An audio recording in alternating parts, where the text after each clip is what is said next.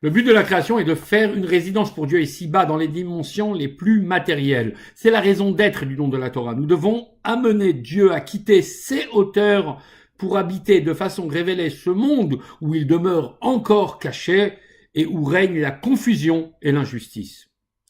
Aujourd'hui, nous sommes rentrés dans le mois de Shvat.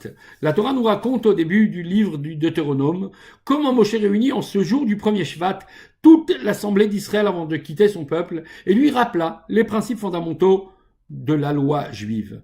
Nos sages affirment dans le Midrash que ce jour, Moshe expliqua la Torah dans les 70 langues des nations.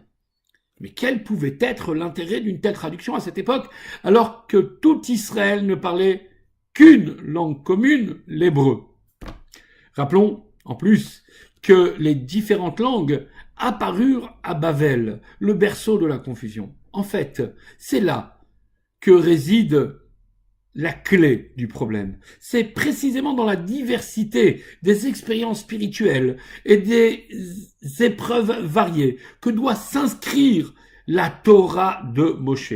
Le message de Moshe est clair. La mission du peuple juif est de traduire la Torah dans les 70 langues. C'est-à-dire que l'œuvre de la création ne sera accomplie que lorsque les principes, entre guillemets, hébraïques seront sortis de leur palais, lorsqu'ils seront descendus de leur hauteur et lorsqu'ils seront traduits du monde de la théorie à celui de l'action.